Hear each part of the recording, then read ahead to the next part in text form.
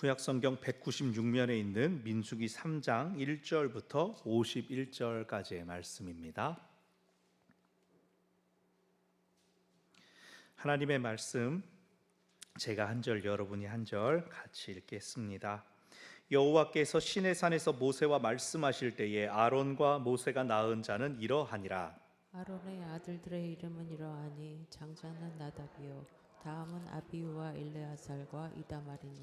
이는 아론의 아들들의 이름이며 그들은 기름 부음을 받고 거룩하게 구별되어 제사장 직분을 위임받은 제사장들이라.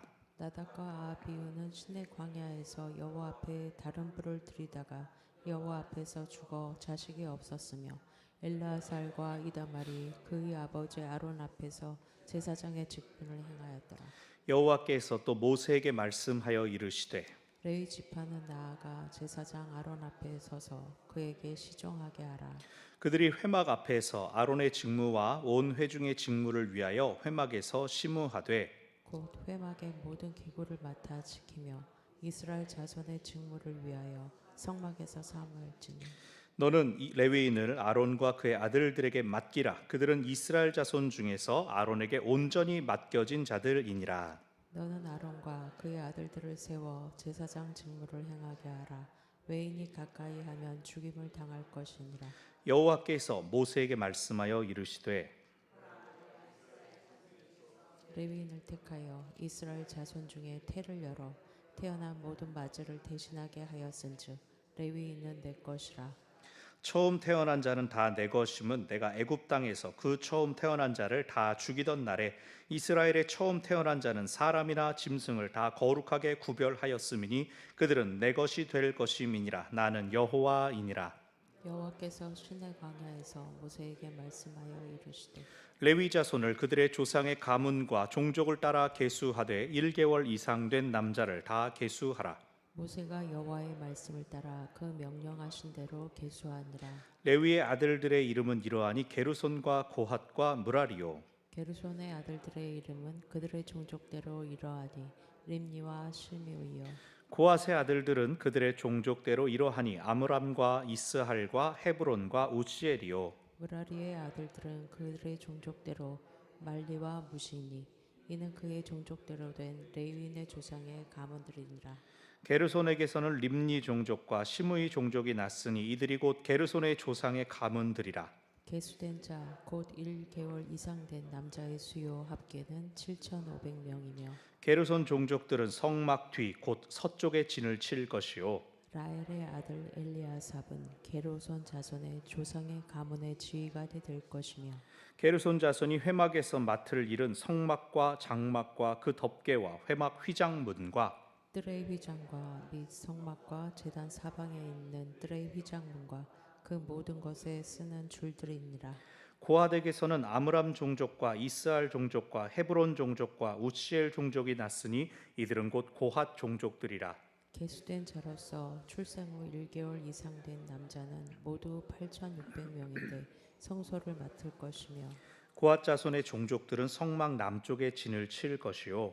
우시엘의 아들 엘리사바는 고아 사람의 종족과 조상의 가문의 지휘관이 될 것이며, 그들이 맡을 것은 증거궤와 상과 등잔대와 제단들과 성소에서 봉사하는 데 쓰는 기구들과 휘장과 그것에 쓰는 모든 것이며, 제사장 아론의 아들 엘르아살은 레위인의 지휘관들의 어른이 되고 또 성소를 맡을 자를 통할할 것이니라. 무라리에게서는 말리 종족과 무시 종족이 났으니 이들은 곧 무라리 종족들이라. 그 계수된 자 곧 1개월 이상 된 남자는 모두 6,200명이며, 아비하일의 아들 수리엘은 무라리 종족과 조상의 가문의 지휘관이 될 것이요. 이 종족은 성막 북쪽에 진을 칠 것이며, 무라리 자손이 맡을 것은 성막의 널판띠와 그 띠와 그 기둥과 그 받침과 그 모든 기구와 그것에 쓰는 모든 것이며, 뜰 사방 기둥과 그 받침과 그 말뚝과 그 줄들이니라. 성막 앞 곧 회막 앞. 모세와 아론과 아론의 아들들이 진을 치고 이스라엘 자손의 직무를 위하여 성소의 직무를 수행할 것이며, 외인이 가까이 하면 죽일지니라. 모세와 아론이 여호와의 명령을 따라 레위인을 각 종족대로 계수한즉 1개월 이상 된 남자는 모두 22,000명이었더라. 여호와께서 또 모세에게 이르시되 이스라엘 자손의 처음 태어난 자를 1개월 이상으로 다 계수하여 그 명수를 기록하라. 나는 여호와라. 이스라엘 자손 중 모든 처음 태어난 자 대신에 레위인을 내게 돌리고 또 이스라엘 자손의 가축 중 모든 처음 태어난 것 대신에 레위인의 가축을 내게 돌리라.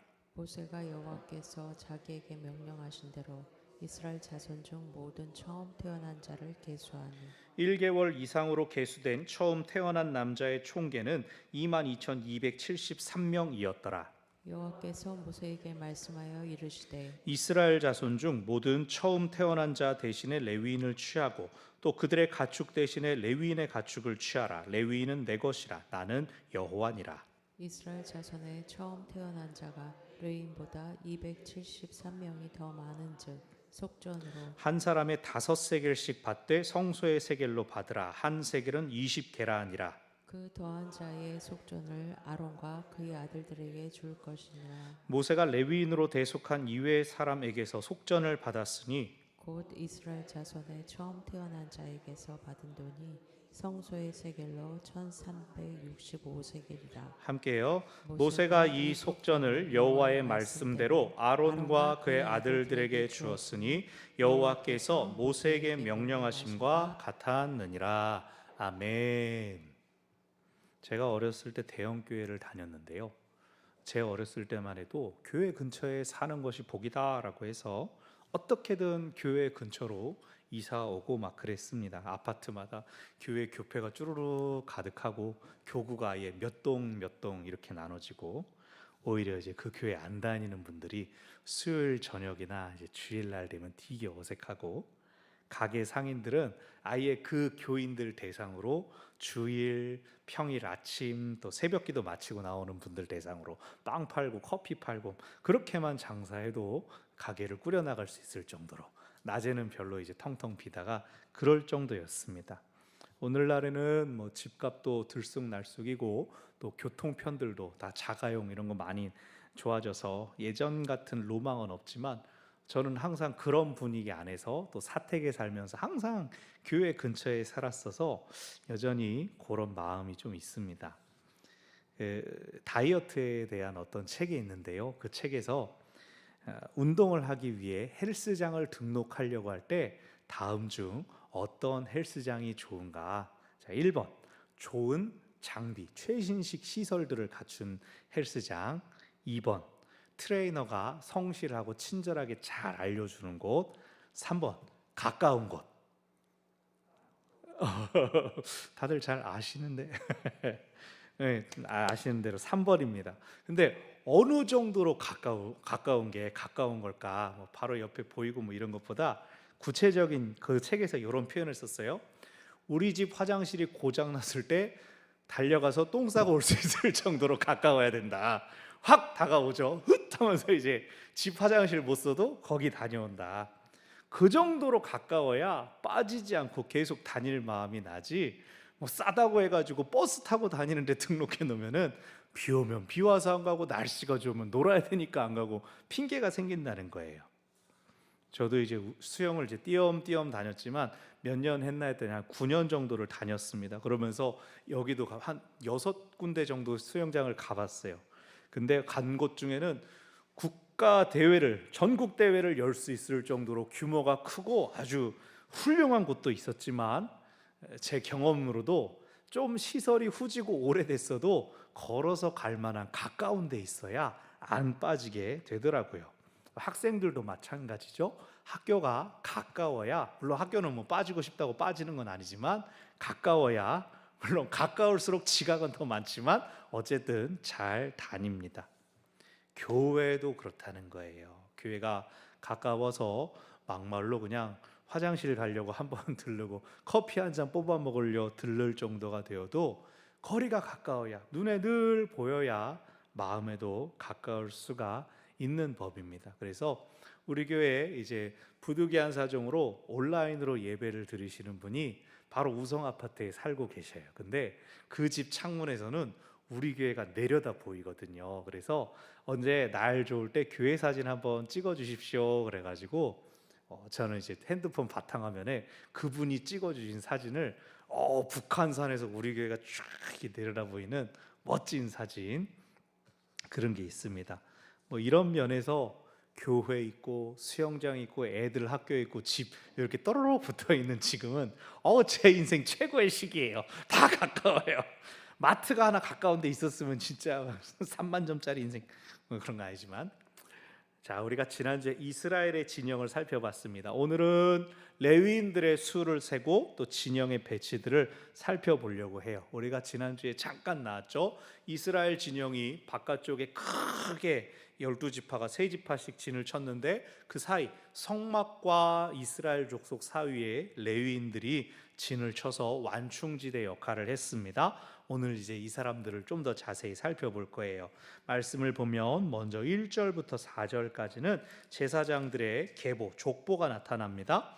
1절, 아론과 모세가 낳은 자는 이러하니라 라고 나오는데, 사실 모세의 아들들은 제사장이 아니었기 때문에 나오지 않죠. 이 표현은 아론의 가문들은 아론의 아들들이지만 모세와도 밀접한 관계가 있다. 첫 번째 제사장은 아론이 세워졌지만 아론 이전에 하나님과 대면하여 나갈 수 있었던 사람 모세로부터 계속 그 제사장의 계보가 이어진다는 겁니다. 하나님 앞에서는 사람으로의 정체성이죠.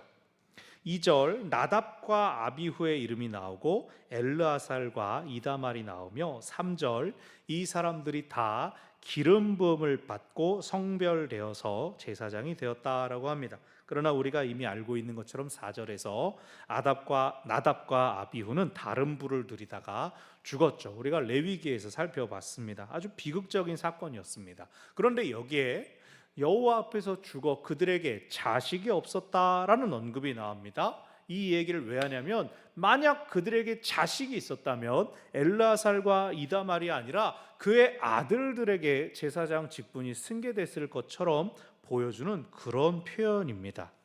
이때 당시 고대에 자식을 남기는 건 굉장히 중요한 일이었습니다. 여성은 출산이 그 무슨 평생 인생의 목표와도 같았고, 또 남성은 자기 이름을 자식을 통해서 전수했죠. 무자하여서 가문이 끊어진다는 것은 당시에 큰 불명예, 심지어는 신의 저주로 여겨졌습니다. 오늘날 우리가 이것을 문자적으로 받을 필요는 없지만 우리도 우리가 머물렀던 자리에 어떤 흔적을 남기는지를 생각할 필요가 있습니다. 내가 신앙생활하고 내가 사회활동을 하고 또 내가 학업하고 모든 것들에 나라는 사람이 있었다는 그 의미가 남겨지는 것이 필요합니다. 꼭 내 이름을 드높여라 라고 하는 것은 아니지만 그 자리는 나의 사명의 자리다. 그 자리는 하나님이 나를 쓰시는 자리다 라고 하는 사명감, 그러한 정체성이 있기를 바랍니다. 우리가 옛날 이야기할 때 뭔 얘기 보통 해요? 내가 옛날에 뭐 맡았어요. 내가 옛날에 이러이러한 것들 했었어요. 뭘 만들었어요. 내가 새로 시작했어요. 근데 그것이 옛날 이야기로 그치는 것이 아니라 계속해서 내가 지금도 이걸 합니다. 내가 계속해서 뭔가를 남기고 있습니다 라고 고백하시기를 바란다는 겁니다. 아무것도 남기지 않은 사람, 아주 유명한 사람이 있습니다. 이름은 모르지만 우리가 들으면 하는, 아무것도 안 남긴 사람. 한 달란트를 수건에 고이 싸서 땅에 묻어놓았던 사람이 있습니다. 그는 자기 주인을 악하고 두려운 존재로 오해했으며 손해봤다고 욕먹을까 봐 나는 손해도 보지 말아야지 그래서 핑계로 아무것도 하지 않았습니다. 아무것도 하지 않은 것에 대한 벌이 무엇이었습니까? 주인이 이 악하고 게으른 종아 막 혼내면서 쫓아내버렸습니다. 손해를 보더라도 아무것도 안 하는 것보다는 뭐라도 하는 게 낫습니다. 그래서 하는 게 남는 것입니다. 여러분이 의미 있는 족적을 남기는 매일을 사시기를 바랍니다. 아멘. 자, 나답과 아비후가 다른 불을 들이다가 죽은 것, 그것은 그들의 죽음만이 문제가 아니라 그들이 아무것도 이 세상에 남기지 못했다는 것이 문제입니다. 그들이 남긴 의미 있는 것이 없으니까 자꾸 불명예스러웠던 그들의 죽음이 계속 반복되며 그들이 죄로 죽었다라고 하는 것만 확인되죠. 우리는 그러지 않기를 바랍니다. 우리는 성실하게 할 수 있는 최선을 다해 하나님 앞에 무언가를 남기며 살아가시기를 바랍니다. 아멘. 그래서 4절까지 이제 모세와 함께 아론, 엘르아살, 이다말이 제사장 직분을 수행하였다라고 합니다. 그리고 이제 6절 레위 지파는 나아가서 아론 앞에서 시종하게 하라. 시종한다는 것은 지원한다, 돕는다, 서포트한다는 거죠.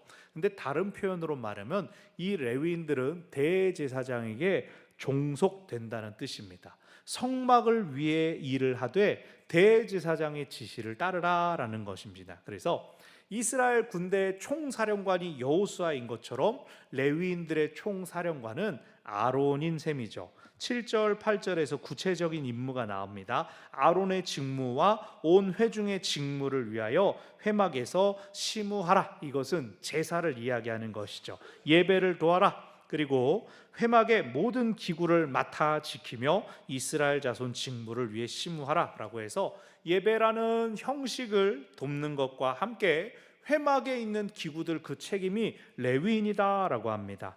9절 이 레위인들은 아론과 아들들 즉 제사장들에게 맡겨라. 그들은 온전히 맡겨진 자들이다 라고 하는 것이 나옵니다.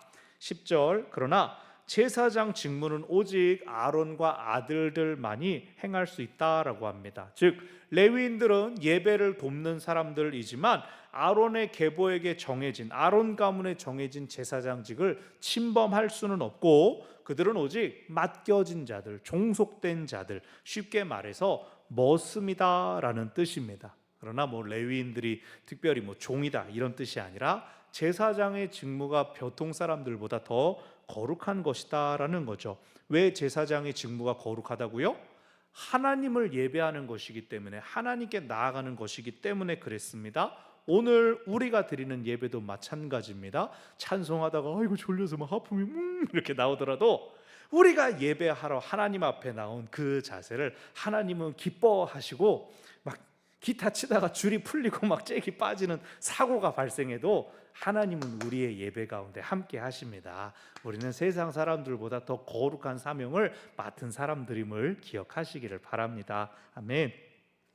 자, 12절 13절 레위인들은 모든 초태생 처음 태어난 사람들을 대신해서 하나님의 것이 되었습니다. 그러면서 다시 출애굽 10번째 제약 애굽의 모든 초태생은 죽었지만 이스라엘 초태생은 살아났기 때문에 살게 하신 하나님께 속하였다라고 언급됩니다. 그래서 15절을 가보면 레위 종족을 레위 자손을 계수하는데 생후 1개월부터 계수하라 그럽니다. 이스라엘 족속은 몇 살부터 셌어요? 20살 이상 싸울 수 있는 자가 기준이었는데 레위인은 숨부터 있으면 다 하나님 것이다 라고 했습니다.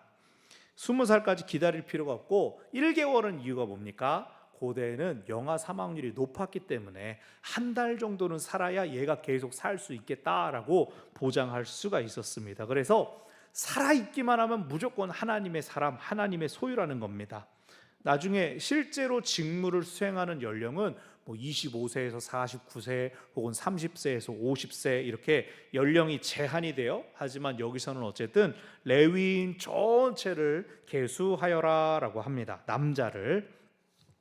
그리고 이름들과 수가 나오는데 그거는 이제 이름과 수는 그냥 씩씩씩 대충 넘어갈 거예요. 자, 17절을 보면은 게르손과 고핫과 무라리 레위의 세 아들의 이름을 따가지고 세 집단으로 나눕니다. 게르손, 고핫, 무라리 누가 장자죠? 큰아들이 게르손이 장자니까 제일 먼저 나왔어요. 그리고 고핫이라고 나왔는데 어딘가에서는 그핫이라고 하기도 합니다. 그리고 무라리입니다. 근데 여러분 진영 칠 때 지난주에 기억나십니까? 성막의 동서남북이 있습니다. 가장 좋은 데가 어느 방향이게요? 동쪽이었죠. 동쪽으로 입구가 나고 동쪽으로 이제 하나님도 출입하신다라고 상상을 했었습니다. 그랬을 때 자, 성막의 방향대로 말씀을 살펴볼게요. 우리 방송질이 조금 고생인데 먼저 38절을 가보면 동쪽, 이 성막의 동쪽에는 모세와 제사장들의 장막이 있습니다. 성소에서 해야 되는 가장 기본적인 직무, 제사를 수행하는 것이 바로 제사장들의 역할입니다. 그러면서 38절 끝에 뭐가 있습니까?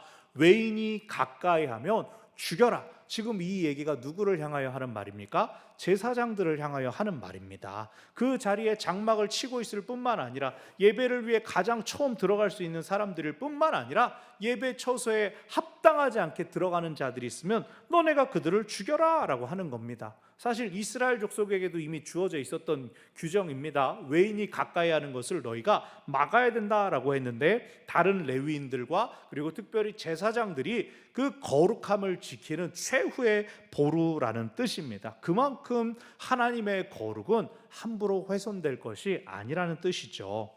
그 다음에 동쪽 다음으로 좋은 방향 어디게요? 생각나십니까? 동쪽 다음이 남쪽이죠. 우리 한국인이 사랑하는 남향, 동남, 남쪽입니다. 그러면은 이제 제사장들이 동쪽에 진을 쳤으니까 남쪽에는 누가 오면 어울리겠습니까? 세 아들 중에 큰아들이 온 게르손이 와야 맞는데 27절부터 32절을 보면 고핫 자손이 남쪽에 진영을 치게 됩니다. 장자인 게르손을 제치고 둘째인 고핫이 남쪽에 진을 치는 이유가 두 가지가 있습니다. 첫 번째는 28절에 나오는 것처럼 그 고핫 자손의 숫자가 8,600명. 세 이 그룹 중에서 가장 숫자가 많습니다. 고핫 자손이 숫자가 많다는 게 첫 번째 이유요. 두 번째 이유는 아론이 고핫 자손이기 때문입니다. 그러니까 제사장이 속해 있는 가문이기 때문에 둘째지만 남쪽에 진을 칩니다. 31절 그들이 맡을 것은 증거궤, 상, 등잔대, 제단들, 성소의 기구들, 움직이는 거, 밀어서 움직이고 들고 움직일 수 있는 기구들이 그 고핫 족속의 담당입니다. 성막이 이동하려고 하면 제사장들이 먼저 들어가서 덮개로 그것들을 가립니다. 사람들이 함부로 보지 못하도록 덮개로 감싼 다음에 나오면 고핫 자손들이 들어가서 어깨에 메고 손으로 들고 옮기게 됩니다. 그러므로 제사장 직무와 다음으로 연결되는 이 고핫 자손이 남쪽에 진을 치고 또 그들이 관리하는 게 성소의 물품이기 때문에 32절에서 제사장 엘르아살이 그 고핫 자손의 리더가 됩니다. 그 다음에 동쪽, 남쪽, 그 다음은 서쪽. 이 둘째인 고핫이 먼저 진을 쳤으니까 그 다음 장자인 게르손이 서쪽에 진을 치는데 26절부터 26절까지입니다. 서쪽에 진을 친 게르손 숫자는 22절에 7,500명이었습니다. 그리고 25절, 26절을 보면 그들의 담당은 성막, 장막, 덮개, 휘장, 문, 휘장, 줄들 다 천으로 된 것들을 이야기를 합니다. 그러니까 텐트를 치면 겉에 포장을 벗기는 일이 게르손 가문이에요. 안에 알맹이들은 고핫 자손이 다 어깨에 메고 그 다음에 이 천막을 싹 걷어 드립니다. 아마 성막의 규모가 근데 엄청나게 컸기 때문에 그 일도 만만치 않았을 거예요. 여러분 우리 아시는 대로 한 우리 요 성전 본당 정도 되는 33절부터 37절 이제 무라리 자손은 북쪽에 진을 치며 34절에 수가 6,200명이었습니다. 수는 세 그룹 중에 가장 적지만 36절, 37절 그들은 성막의 널판, 띠, 기둥, 받침, 말뚝, 줄, 이 뼈대 가장 무거운 기초들을 그들이 담당하게 됩니다. 그러니까 제사장들이 덮개로 덮으면은 고핫 자손이 들어가서 기구 메고 나오고 그 다음에 게르손 자손이 천막 싹 걷어서 똘똘똘똘 말고 나머지 뼈대를 해체해서 무라리 자손이 끌고 가는 것이죠. 들고 가는 것이죠. 그래서 다시 이제 39절로 넘어가 보면 레위인 전체를 계수해 보니 1개월 이상 된 남자는 모두 22,000명이었다라고 하는 숫자가 나옵니다. 그런데 여러분 앞서서 지금 고핫, 게르손, 무라리 순서대로 몇 명, 8,000명, 7,000명, 6,000명 쭉 얘기했잖아요. 그 세 개를 더하면 실제로는 22,300명이 나와요. 근데 성경에서 여기서 22,000명이라고 그냥 싹둑 잘라버린 거예요. 왜 그랬을까? 아마도 학자들은 반올림 해가지고 지금 몇백 명 이야기를 하다 보니까 그 숫자가 꼬여가지고 뒤에 300이라는 이 벙 뜨는 숫자가 나왔을 거다라고 합니다. 그런데 숫자가 22,000이다 300명이다 덧셈에 대한 문제보다도 여러분 지난주에 생각나십니까? 20세 이상 된 인원들이 각 지파별로 보통 몇 명에서 몇 명 사이였는지 기억나세요? 제일 많은 유다가 이제 6, 7만 정도가 됐었고 그 다음에도 막 4만, 5만 막 이랬단 말이에요. 제일 적어봐야 뭐 3만 명 이랬단 말이에요. 그런데 레위인들은 미성년자가 다 포함되어 있는데 고작 2만 2천 명이면 너무 적은 거 아닙니까? 오히려 한 5만, 6만 정도 되어야 애들까지 합쳐서 장정은 좀 적겠지 이렇게 나와야 되는데 숫자가 이상하단 말이에요. 그래서 어떤 학자는 레위가 창세기에서 야곱에게 저주를 받지 않습니까? 시므온과 레위가 저주를 받았죠. 그랬을 때 그 이후에 레위의 세력들이 매우 약해져 있었다라고 보기도 합니다. 모세가 선택받은 이유가 무엇입니까? 왜 레위 지파의 모세가 선택받았습니까? 하나님은 항상 약한 자를 들어서 크게 사용하시는 원리가 구약 성경에 나타나고 있거든요. 하지만 그렇다 하더라도 너무 작습니다. 시므온과 레위가 함께 저주를 받았는데 시므온은 우리가 지난주에 숫자가 꽤 많았어요. 40년 뒤에 확 줄어들지만 어떤 학자는 여기 나와 있는 숫자는 포로기 이후에 귀환한 사람들의 숫자를 반영한 것이다 라고 해요.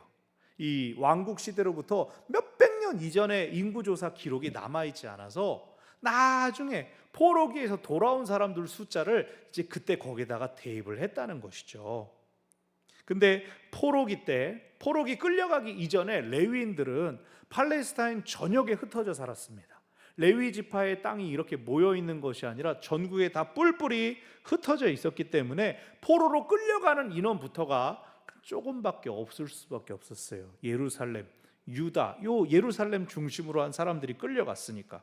끌려가지 않은 사람들은, 포로로 잡혀가지 않은 사람들은 민족 융합 정책에 막 휩쓸려 가지고 이방인들과 섞여서 그 계보가 사라졌을 거예요. 포로로 끌려간 레위인들은 형편이 났습니까? 성전이 없습니다. 레위인이 할 게 없습니다. 그래서 본업도 잃어버리고 정체성도 잊어버렸습니다.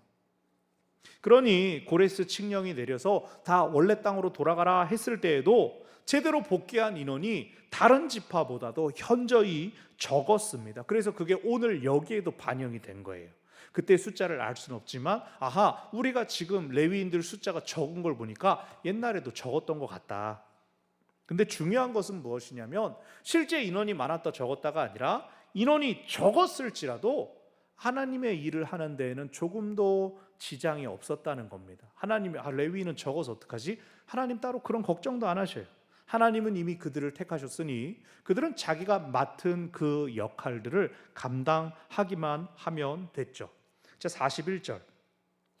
이스라엘 자손 중에 모든 처음 태어난 자 대신에 레위인을 나에게 돌려라. 그리고 또 이스라엘 자손의 가축 중 모든 처음 태어난 것 대신에 레위인의 가축까지도 내게 돌려라. 그래서 레위인들은 그 사람뿐만이 아니라 그의 소유까지도 하나님의 것이다. 모든 초태생을 대속하는 의미가 있었습니다. 그래서 레위인은 그들의 소유까지도 온전히 하나님께 바쳐진 족속이라는 뜻입니다.